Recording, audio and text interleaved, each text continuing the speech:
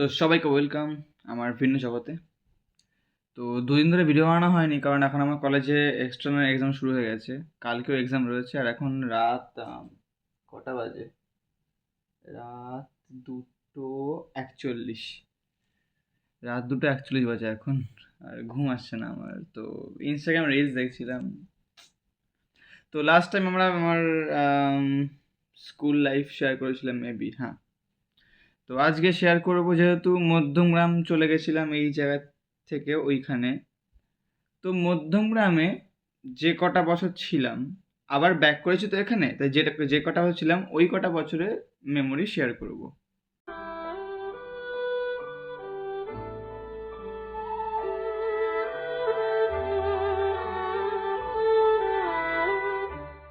So last time বলেছিলাম যখন এই জায়গায় যখন চলে গেছিলাম তখন খুব একটা মানে ওই যে বললাম না, সোশ্যাল এনজাইটি, ব্লা ব্লা ব্লা থিংস, নানা রকম জিনিস চেপে বসেছিল। সমাজের একটা আলাদা রূপ দেখে ফেলেছিলাম ওই সময়। তো আর লাইফটা অনেকটা প্রেশারফুল হয়ে গেছিলো। তো যখন এখানটা ছেড়ে যখন ওখানে গেলাম, একটা নতুন করে লাইফ স্টার্ট করছি। ওই কথা বলে না যে সিটি চেঞ্জ করে নতুন করে লাইফ স্টার্ট করা যায়, অ্যান্ড সেটা সত্যি করা যায়। তো নতুন করে একটা লাইফ স্টার্ট করছি ওখানে। সবাই নতুন, সব কিছু নতুন। আমি কে, আমি কি, কেউ জানে না এখনও। নতুন করে একটা নিজের একটা লাইফ স্টার্ট করছি ওখানে। তো যেটা বললাম, স্কুলে ভর্তি হয়েছিলাম, স্কুল লাইফ তো শেয়ার করে দিয়েছি, বুঝে গেছি স্কুল লাইফটা কেমন ছিল। তো পাড়া।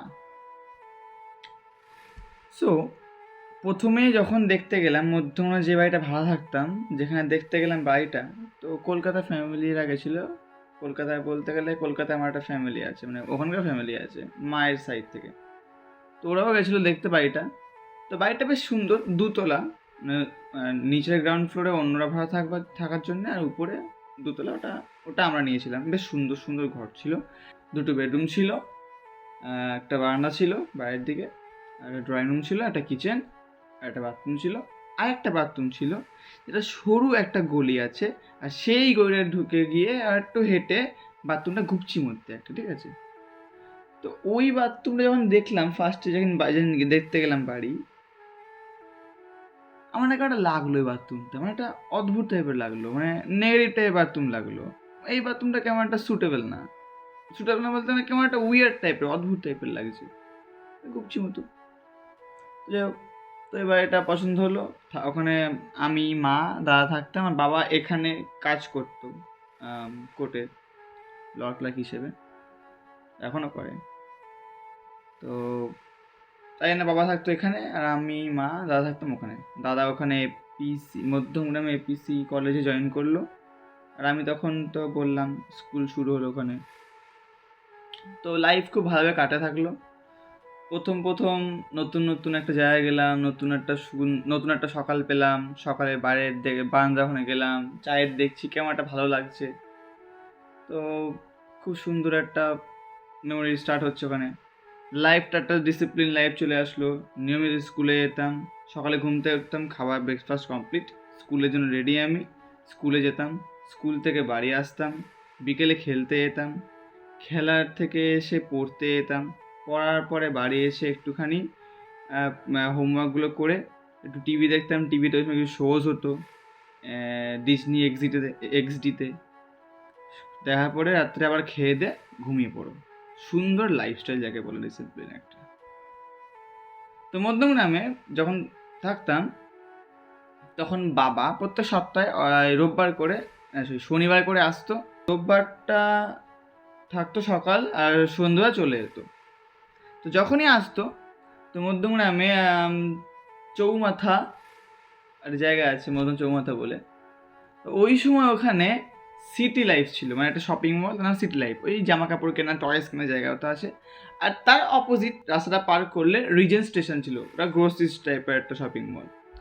তো বাবা আসতো যখন, তখন আমরা সব ফ্যামিলি সবাই মিলে, ভালো মনে আছে, ওখান থেকে শ্রীপুরে ওইটুকু হাঁটতাম, মানে পাড়ার রাস্তাটুকু গিয়ে মেন রোড ওঠা পর্যন্ত হাঁটতাম।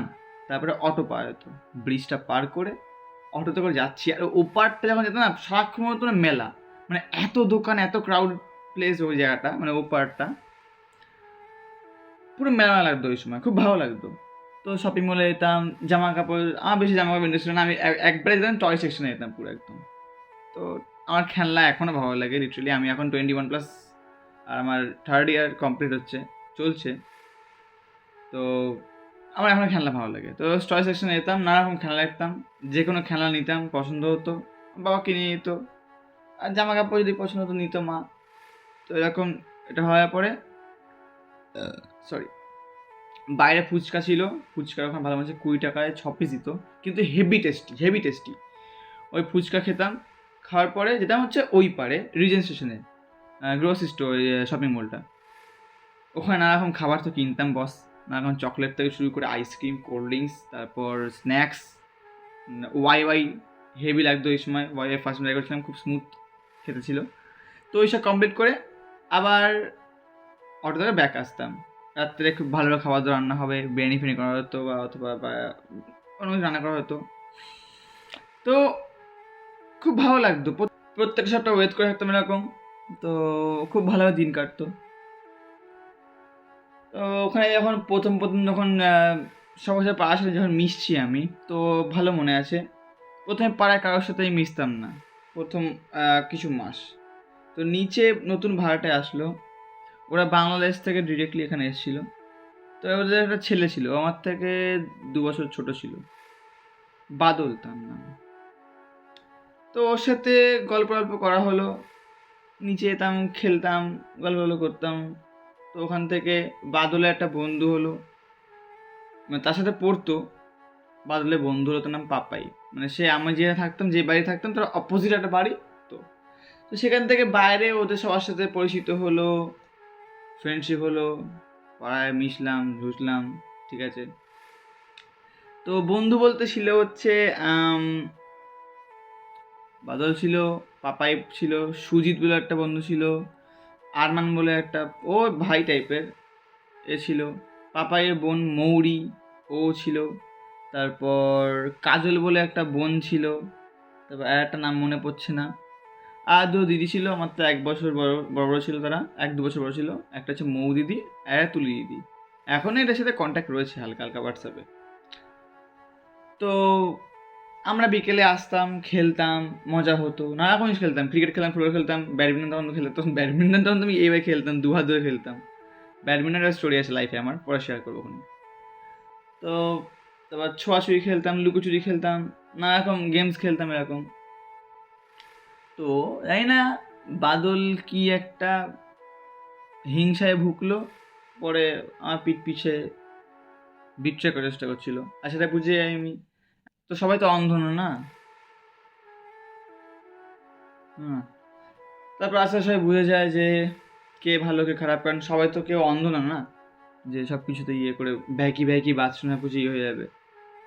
তারপর থেকে বাদলকে সবাই ইগনোর করে চললো, আর আমার সাথে সবাই কথা শুরু করলো, ফ্রেন্ডশিপ আর গভীরতা থাকলো। তো এরকম বন্ধুত্ব চলছে, ভালো ভালো চলছে। সৌতিশা কথা তো বলেছি আমি, স্কুল লাইফে ওরও একটা ইয়ে ছিল। আর বলতে গেলে এবার একটা জিনিস শেয়ার করছি, ওখানে ফার্স্ট একটা ব্যাচে জয়েন করেছিলাম, পড়ার ব্যাচে, সেখানে সব স্যার পড়াতো।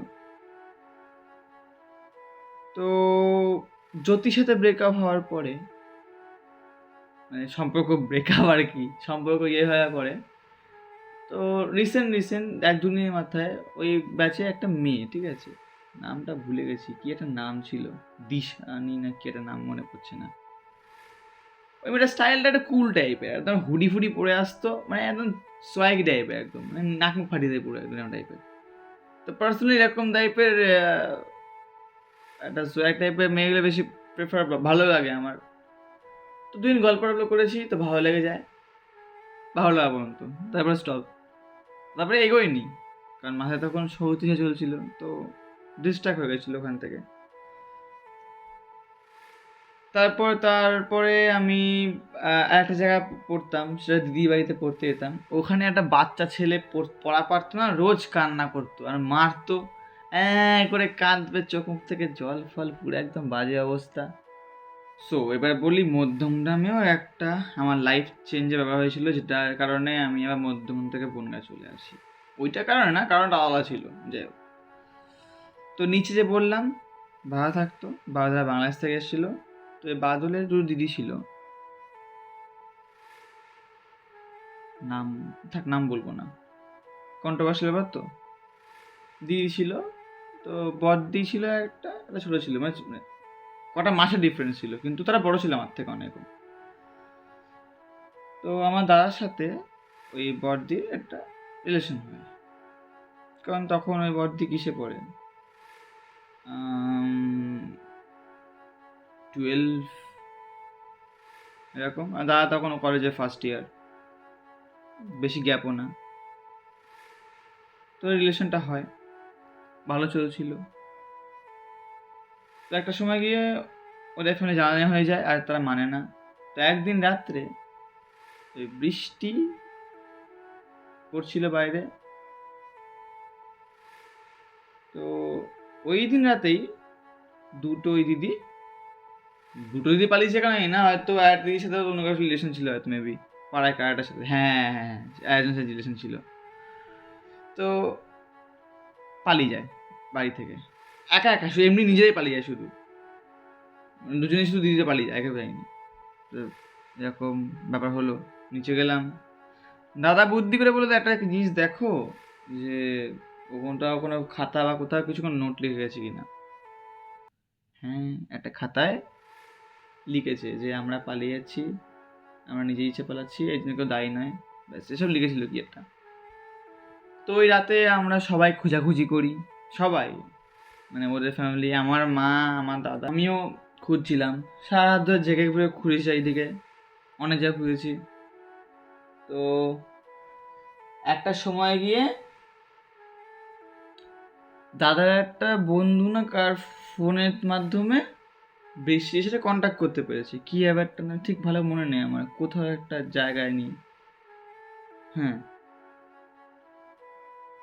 বৃষ্টি করে ছিল, সেটা তারা গেস করেছে, আর তারা বন্ধু সেখান থেকে বন্ধু ফোন থেকে ফোন করেছে জায়গাটায়, আর সেখান থেকে বৃষ্টির সাথে কন্ট্যাক্ট করতে পেরেছে, তারপরে নিয়ে এসছে। ততক্ষণে পুলিশ ডায়েরি হয়ে গেছে, আর যখন দাদা নিয়ে এসছে তখন ওরা এনে কেন দাদার উপর শক করলো, ব্যাস জাস্ট কথোপকথন, দাদাকে পুলিশ নিয়ে গেছিল কথা বলার জন্যে, আধা ঘন্টা করে ছেড়েও দেয়, কিন্তু ওই যে একটা জিনিস হয়ে গেল কন্ট্রোভার্সি ওখানে। হ্যাঁ, এবার এটা কেন বললাম, এই জিনিসটা কেন শেয়ার করলাম, এবার আমি বলছি। প্রথমে যখন এখানে থাকতাম তখন এর লেভেলের উপরেও একটা কন্ট্রোভার্সির জন্য আমার অনেক কিছু ফেস করতে হচ্ছে সোশ্যালি, সেটা বাড়িতে ভালো জানে না, বললে হয়তো পাগলে মরে যাবে তারা, সিরিয়াসলি তারা হয়তো মানে মরে যাবে আমার সাথে যেগুলো আমি ফেস করেছিলাম ওই সময়। তো সেই জিনিসটা আবার ফিরে এলো, বাইরে বেরোতাম তো, মাঠে যেতাম, ওই খেলতে যেতাম, তো লোকে খেপাতে হতো, মানে খেপাতো মানে এভাবে টিজ করে বলতো, কী রে তাকে পুলিশে ধরে গেছিল না, তুই তার ভাই না, আচ্ছা পুলিশ থেকে কথা বলার জন্য, বাচ্চা কতই আর রিপ্লাই দেবো আমি, যে না ক্রিমিনালের ভাই এরকম টাইপের বলতো। মন করলো না যেতে, কত শুনতে ভাল লাগে, আর তার বড় দাদারা বলতো এসব কথা আমাকে। তো এসে শোনার পর আমি ওই বাড়ির ছাদে জায়গা করে নিলাম নিজের, মানে ছাদে আমি যেতাম, তখন মাথায় না আসতো না যে সৌতিষের কথা মাথায় আসতো না, তখন নিজের মতো ছাদে যেতাম, সারাক্ষণ ছাদে থাকতাম, আবার দেখতাম সবাই খেলে বেড়াচ্ছে, আমি মিশতাম না, আমি জানতাম যে ওরা ইগনোর করার চেষ্টা করছে, থাক ইগনোর করছে, আমি যাবো না সেখানে হ্যাংলার মতো। তো ছাদে দেখতাম সবাই মজা করছে, গল্প করছে, এনজয় করছে, করছে। মাঝে মাঝে সৌতিষে দেখতাম ছাদে আসতো, আমি অত ইন্টারেস্ট ছিল না, ভাবতাম যে ও হয়তো কিছু ভাবছে কি জানি। তো একদিন কি করেছিলাম, আমার ভাগ্যটা যে এত খারাপ জানতাম না, ওটা হাসি পায় এখন ভাবলে। বোতলে যেই কলিন পাওয়া যেত না যে স্প্রে করার জন্যে, তো ওই কলিন শেষ হয়ে গেছিলো, আমি ওটা জল ভরে ছাদে গিয়ে ট্যাঙ্কির ওখানে এভাবে স্প্রে করে লিখছিলাম, এমনি সৌতিষাকে ভালো লাগতো তিশা, তা আমি ওই সময় বাচ্চাদের মতো মানে বাচ্চা তখন আমি লিখছিলাম আর প্লাস টি, ঠিক আছে। এবারে এটা দেখেছে পাশের বাড়ির কোন একটা ছেলে, মানে এটা কোনো বন্ধু যে পাড়ায় খেলতো, দেখেছে, ও ভেবেছে কি তুলি দিদি, সে তার নাম লিখেছি, বলেছে ওকে, ব্যাস যাবা কোথায়। তুলি দেখেছে আমাকে, বলছে কি বলেছিস তুই? আমি কি বলেছি আমি? চ তো মা খায় চ। ও মা আমাকে বকছে, সে বকেনি, বকেছে, জ্ঞান দা বকেছে। আমি কি করে বলবো এখন? আমি কাউকে বলতে পারি তো সৌতীশের নাম? আমি চুপচাপ মানে পাগল হয়ে গেছি, বোকা হয়ে গেছি। মানে সৌতীশের বাড়ি তো মানে আমাদের পাড়ার এখানে না, ও তো পাড়ায়। এবার আমি যদি বলিস হয়তো সবাই জেনে যাবে জিনিসটা, কেমন লাগবে তখন? আমি কি বলবো, চুপচাপ পুরো একদম, মানে লোকে যা মানে বলে যাচ্ছে তাই বলে যাচ্ছে, আমি কিছু বলতে পারছি না। আমি আবার হয়ে গেলাম, এবার সবার সাথে যেটুকু ছিল সেটাও ডিটাচ হয়ে গেল। তখন আবার আমার সবথেকে কাছের বন্ধু আমার খেলনা হয়ে গেল, তার সাথে আবার খেলতাম, আবার সেমভাবে কাটালাম। আবার সেই সোশ্যাল এনজাইটি মাথার মধ্যে চেয়ে বসলো, একাকিত্বের জীবন শুরু হলো আমার লাইফের আবার। কেমন লাগে আমি বলছি, ওই সময় কেমন লেগেছিল, ওটা তখন একটা ভয় হয়ে গেছিল না, যে আমার লাইফ ওইটা হলো, ভেবেছিলাম দুটো লাইফ স্টার্ট করবো কিন্তু তাও হলো না, ভাগ্যটা এত খারাপ। তো আস্তে আস্তে দেখলাম, তখন তো ক্লাস 7-এ সবে উঠলাম, দেখলাম সৌতীশে দেখলাম ওই স্কুল ছেড়ে দিল, অন্য স্কুল জয়েন করেছে। যেটুকু ভালো সেটুকু ভালো লাগবে না। তারপরে অনেক ডিটেলস হতে হতে নিজের মধ্যে একা হয়ে গেলাম পুরো একদম। দেন তারপর দাদা চলে গেল দাদার ওই কুয়েতে, ওখানে কাজ বলতে ওখানে শপিং মলে যে ক্যাশিয়ার, তো সেখানে কাজ পেয়ে গেছিলো। 50,000 55 এরকম টাইপের হয়ে হতো। তো তাই দাদা কুয়েতে চলে গেল, তখন ওখানে আমি আর মা একা। তাই আমি আর মা আবার মধ্যমগ্রাম থেকে এখানে ব্যাক করলাম। ক্লাস 7-এর পর থেকে আর একটা স্কুল শুরু হলো, এটা আমার লাইফের থার্ড স্কুল, যেটা নিয়ে আমরা পরে ভিডিও আলোচনা করবো। তো মধ্যমগ্রামে কিছু ভালো মেমোরিজ, নস্টালজিয়া মেমোরিজ, তার মধ্যে আমি কিছু কিছু শেয়ার করছি। মধ্যমগ্রামে যে বাড়ি থাকতাম, ওই বাড়িটা এরমভাবে মানে এরকম, ঠিক আছে? তো ওই দিকেও নিচে একতলায় জায়গা ছিল, দোতলায় একটা জায়গা ছিল। তো ওই বাড়ির পাশে দোতলায় একটা দিদি থাকতো, দিদিটা সারেগামাপায় চান্সও পেয়েছিল, গান ভালো পারতো, মাম দিদি। তো সেই দিদিটা গান গাইতো বিকেলের দিকে, গান খুব ভালো গাইতো। অ্যান্ড টু বি অনেস্ট, আমার গানটা খুব ভালো লাগতো। বিকেলে গান গাইতো, রেয়াজ করতো তো হারমোনিয়ামে। তো ছাদে যেতাম, এরকম একটা দিনে বলছি আমি, বিকেল সময় একটু ঝড় উঠেছে, এরকম এই বৈশাখ মাস ঝড় উঠেছে, আর ঝড়ে ছাদে যেতে আমার হেব্বি লাগে, এখনো ভালো লাগে। ঝড় উঠেছে, ছাদে গেছি, আর তখন দিদিটা রেয়াজ করছে। উফ, যে কি ভাল লাগছিল, কি যে ভালো লাগছিল, এতটা ভালো লাগছিল, মানে গান চলছে, হাওয়া চলছে, মোমেন্ট, তো ওই নস্টালজিয়ার ফিলটা আমি আবার ভোগ করতে হবে। কিন্তু ঝড়ের সময় তেমন কিন্তু যে গান পড়া হয়নি কোনো সময়, কোইন্সিডেন্টালি একবারই হয়েছিল, বাট খুব ভালো লাগতো। তো শেয়ার করলাম মধ্যমগ্রামে আমার কিছু হাইলাইটস মেমোরি। তো বলতে গেলে আমার লাইফের এখনো পর্যন্ত আমি যদি ভাবি আমার লাইফের সব থেকে ভালো মোমেন্ট কোনটা ছিল, তাহলে সেটা মধ্যমগ্রামে থাকা ওইকালীন প্রথম দিকে কিছু, মানে ওই ঘটনাটা হওয়ার আগে পর্যন্ত আমার লাইফে হচ্ছে একমাত্র ভালো মোমেন্ট। আর তার আগে যদি ভালো মোমেন্ট হতো তাহলে হচ্ছে আমার ক্লাস 4-এ শেষের আগে পর্যন্ত, ওই যে ঘটনা হওয়ার তার আগে পর্যন্ত ভালো মোমেন্ট আমার লাইফের, এই দুটো ভালো মোমেন্ট ছিল। তো নতুন জায়গায় আমি গেছিলাম, ভেবেছিলাম যে রিকভার হয়ে যাবে, লাইফটা একটু ভালো হবে, ডিসিপ্লিন লাইফ ছিল, কিন্তু লাস্টে সে আবার আমার সেম লাইফটা সেম কন্ডিশনে চলে আসলো ফিরে। কিন্তু মা যখন বলছিল যে আবার এখানে আসতে, এখানে স্কুলে ভর্তি হবি, নতুন ভালো করে ফ্রেন্ডশিপ হবে, আবার সব নর্মাল হয়ে যাবে আগের মতো, তো আমি তখন বললাম যে না, আমি আসতে চাই না। আমি কারণ যে জায়গাটা আমি এত ঘৃণায় ছেড়ে চলে গেছিলাম, সেখানে আমি আবার ফিরতে চাই না। তো অনেকভাবে কনভিন্স করে, নানারকমভাবে ম্যানিপুলেট করে আমাকে আবার এখানে ব্যাক করালো। তো ব্যাক করিয়ে তারপর একটা লাইফ শুরু হলো। লাইফ না, নরকের দরজা তখন তো খুললো আমার লাইফে। তার আগে পর্যন্ত তো আমি নরকে যাওয়ার রাস্তা দিয়ে হাঁটছিলাম। সো আজ রাতে এইটুকুই গল্প হলো। দেখা হচ্ছে নেক্সট ভিডিওতে। টাটা।